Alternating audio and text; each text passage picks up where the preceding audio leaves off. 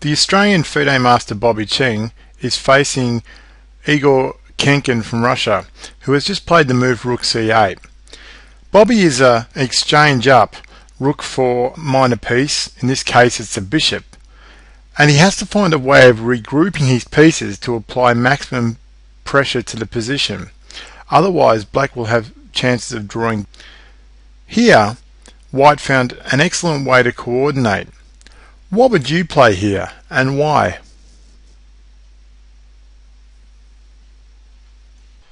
So Khenkin has to make a decision, and he's going to drop material by force, it appears. What's he going to do? Here's his decision.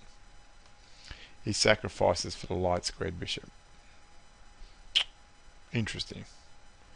I think it alleviates most of the problem, and now Bobby Cheng decides he's going to baronize the position with a queen swap, which if accepted should be an easy game for White with the two rooks. Ken accepts. Very surprising decision. But where else was the queen going to go to? It didn't really have any safe squares. That was the problem. So rook AD1, and we'd have to say that White has an edge here because of the exchange. Although if the center remains blocked, it's not so clear how to use it. Now I thought White would just chop here with c4 pretty much, but after this move I still would like chopping. I think it's okay, but maybe g3. Instead, Bobby just played knight f3. A cool move. He just wants to regroup his knight. I'm not quite certain where he's going. Also, he allows the rook to get in on the e-file. This is probably of more significance because now the rook has some play on this e-file. You can here it might be able to soften up the position with e5. Black defends the e-file. The second rank. Black defends their second rank with the rook on c7. And now the rook goes to the 6th rank, which you can use as a jumping off point into Black's position. King goes up to f7, and now knight check. Ouch. So the king is forced to retreat. In this case it didn't retreat, which would be problematic because the e-file is open, and instead it went to g6. Now I don't trust the squared g6. I don't think this is right at all by Khenkin. I don't care if he's the top elite grandmaster. Most players know that bringing the king up is not too necessarily good if the king can get into trouble. You're taught in the endgame obviously to make the king active, but here, I mean, White still has a bit of mating material with two rooks and a knight, so it's not so clear that this is good. Rook c5, over protection. So Black doesn't seem afraid of White being able to gain the 7th rank. Instead decides to just activate their rook themselves. I think his idea is to play rook c5, rook a5, try and get an active attack on this a pawn. Knight f3. Now the knight retreats back because it had nothing it was really attacking on the g file, and also on d4 it's a very strong piece. Another potential in this thing is that knight h4 loses a pawn by force here, which is why king g6 is not the best move. Okay, 5. Black continues with their attack, and White, just for the time being, overprotects. Good try. And I thought here that Black probably play a move like b5, just try and run the pawn down the board with b5, b4, hoping to win that a pawn. But instead, what happens is bishop d3, and this must be a mistake because we can see the engines get 1.16, and after bishop d3 the engine switched around, so this move has to be a mistake.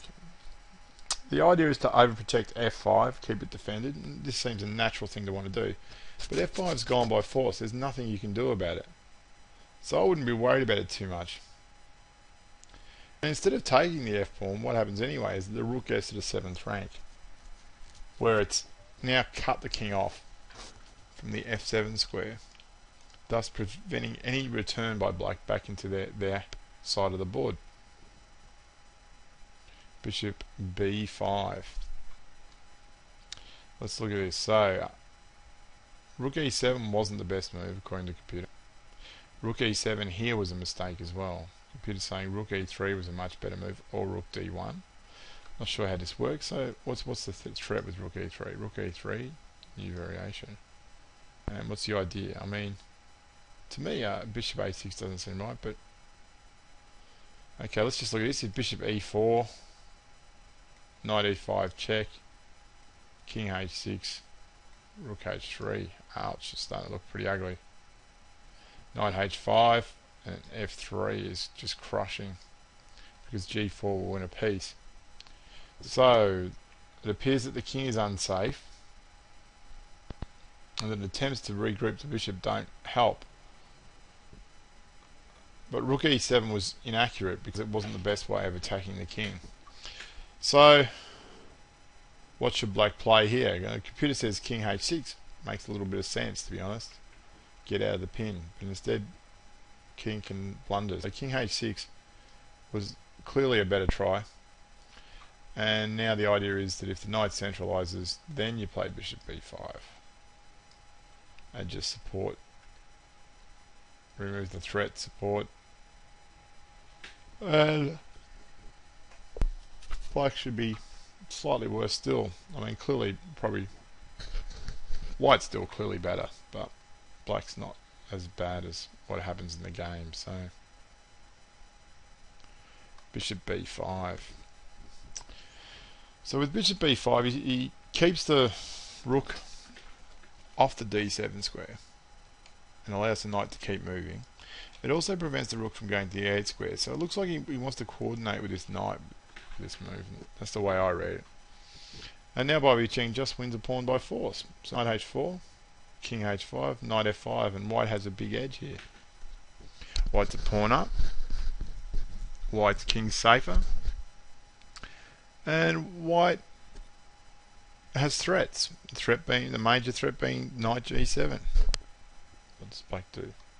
g6. Pops the question to the knight, getting rid of it. Knight decides to move. d4, where it can regroup and centralize. Nice safe square, good blockade. And it looks like white's getting on top here. Bishop d3, another inaccuracy. So Grandmaster Khenkin's making a few bad moves. g5. I thought about this during the game. I was thinking g5 looks sort of almost necessary to me because you needed to free up your position. Even though it allowed the knight f5 in, you need to make sure that king didn't get trapped on the side of the board. So bishop d3. I'm not sure he felt the danger here. It looks like so. It's difficult to judge. I can't really judge some of these moves. h3. Now the computer's saying this wasn't the best. This is a clear mistake. h3. And the best move is rook f7. And then if rook a4, taking the knight, knight e6. If knight e4, computer's saying then you play f3 with tempo. And it looks like this is just going to win because if the knight retreats, black has a move like g4, which just strong, g4. But the computer's giving this seemingly fantastic variation of just taking the knight. I mean, why would you go back to f6 anyway? Let's think about it. So what happens if you just go to a move like c5, at least trying to keep your piece? Rook h7 mate.